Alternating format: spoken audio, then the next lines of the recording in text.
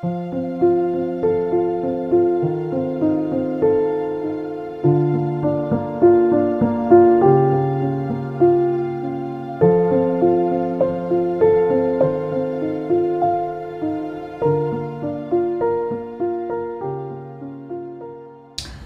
여러분 안녕하십니까? 올리브 한의원입니다. 이번에는 알코올 이야기 52번째 시간입니다. 심리학자들의 술에 대한 평가에 대해서 알아보도록 하겠습니다. 술이라는 것들은 지금 당장 현대의 문제가 아니라 예전부터 계속 가져오던 그런 이제 문제들이기 때문에 이 문제를 여러 심리학자 및 의사, 여러가지 박사 연구원들이 이런 것들을 분석하고 파악하고 있습니다.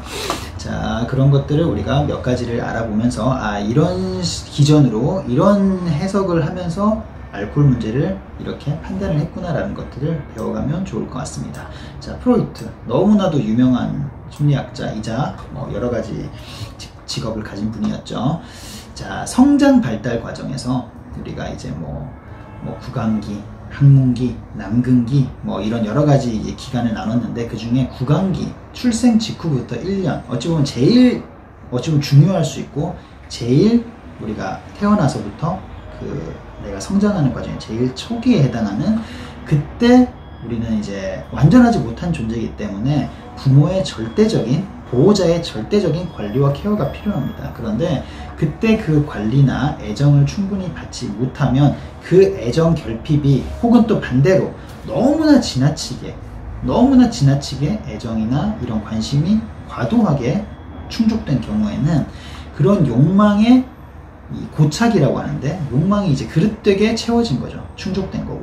그랬을 때 이런 습관적 알코올과 나중에 여러가지 중독과 의존을 유발할 수 있다는 거죠. 이거는 꼭 알코올뿐만이 아니겠죠. 이런 여러가지 내가 이제 뭔가 의존, 뭔가 욕구, 이런 것들의 그 굉장히 유년 어린 시기에 그것들이 정상적으로 충족되지 못했을 때, 자라나서 성인이 됐을 때도 그런 부분에 뭔가 집착, 의존, 불필요한 애착, 이런 것들을 과도하게 나타낼 수 있고, 그 성분이, 그 대상이 술이 됐을 때는 알코올 의존증이나 중독에 우리가 빠질 수 있을 가능성이 높다 하겠습니다.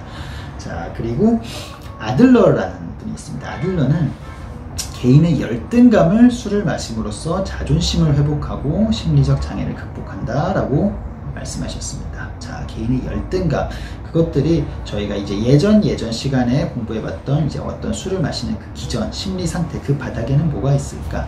이제 결핍이라고 설명드리고 우리가 배웠던 것처럼 아들러라는 분도 미리 이전에 열등감이란 말로 그것들을 이제 우리가 설명을 해왔습니다. 자, 맨닝거라는 분은 부모에 대한 적대감과 동시에 또 부모에 대한 공포감이 그 갈등 상태를 일으켜서, 왜냐하면은 부모가, 어찌 보면 우리는 가족이라는 존재가 정말 가까운 사람은 애증이라고 합니다. 애증관계. 정말 사랑하면서도 또 굉장히 정말 증오하는 그런 애증관계가 되는데, 그 애증관계, 그 갈등 상태가 우리가 정말 이 대상이 정말 사랑스러웠다가 정말 증오스럽고, 그런 것들이 우리가 갈등 상태에 있다가 이것들이 내가 버티기가 힘든 거죠. 분명히 한쪽 방향으로 어떤 대상에 대한 판단이 한쪽 방향으로 일관되면 우리가 판단이 쉬운데, 이것과 이것이 완전히 극단적으로 달라지게 되고, 그리고 그 대상이, 판단 대상이 우리가 관계없는 한번 지나가면 많은 그런 것들이 아니라 정말 곁에서 평생을 가까이 같이 지내야 되는 그런 사람이 그런 것이라면, 그런 갈등이 이렇게 내 내면에 형성된다면 굉장히 괴롭겠죠. 그 괴로움을 잊기 위해서 술을 마신다 라는 것들, 그리고 심하면 자살까지 이르게 된다 라는 것들. 그러면 우리가 이제 이 맨닝거의 이 이야기를, 이 주장을 우리가 조금 더 이제 해석을 해보면, 술을 마시는 기전에 있어서는 특히나 가정환경, 부모의 영역을 조금 확장하면 가정이 되겠죠. 어릴 때 그 가정환경이 술을 마시고 중독을 하고 의존이 되는 결정적인 이유다라는 것들을 설명하고 있습니다. 우리가 알코올 관련 여러 전문가분들, 의사 선생님, 심리상담사, 여러 전문가들, 개인 경험자들, 여러 전문가분들을 우리가 만나고 또 그리고 그분들의 이야기를 들어보면, 술을 마시게 되면 여러 가지 기준 중에 제일 핵심은 가족이라는 그 원인이 가족이라고 생각하고 주장하시는 분들이 굉장히 많습니다. 그래서 그만큼 가족의 역할이 특히나 어릴 때 중요하다는 것이고, 그게 사정상, 여건상 이 환경을 조성하지 못해서 그런 환자가 이제 발생을 하고 그런 것들이 유발이 되었다면 그 이후에라도 가족의 역할이 굉장히 그 알코올 중독 치료의 해결의 키포인트가 된다고 할 수 있습니다. 자, 그리고 나이트란 분이 있어요. 애정과 욕구를 끊임없이 갈구하는데 음주를 통해 적대감, 죄의식, 자학적 경향의 순환고리를 이루게 되고, 그 술을 마실수록 그 욕구가 술을 마실수록 그 욕구와 충족되고 해소되는 게 아니라 그런 것들이 계속 좌절되는 거죠. 그러니까 악순환이 생기겠죠. 술을 마시면 해소가 되지 않으니까 또 스트레스를 받게 되고, 스트레스를 받으면 그만큼 또 스트레스 때문에 음주 욕구를 유발하고, 그게 계속 반복되는 그런 것들을 이제 애정과 욕구의 관점에서 설명을 했고요.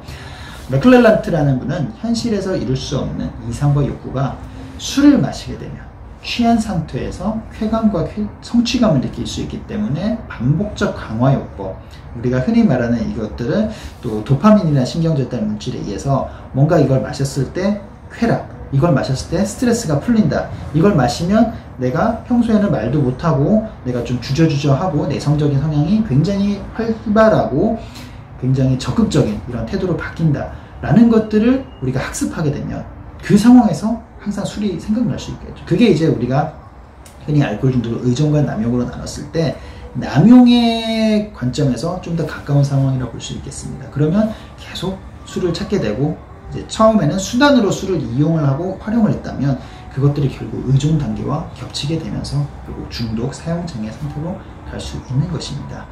이외에도 여러 가지 이론과 여러 가지 전문가분들이 있겠지만, 이런 대표적인 몇 분을 제가 소개를 해드렸고요. 또 이런 지금 이 정리된 자료에 대한 출처는 임상실제에서의 알코올 중독 치료라는 이제 이 서적을 활용을 했습니다. 제가 읽고 이것들을 좀 도출을 한 것들인데, 어쨌든 우리가 다시 한번 이 여러 전문가들의, 심리학자들의 여러 가지 이론을 토대로 이런 기전으로 술을 마시고 술에 빠지고 술을 조절하지 못하는구나 라는 것들을 이해할 수 있을 것 같습니다. 오늘은 여기까지 하겠습니다.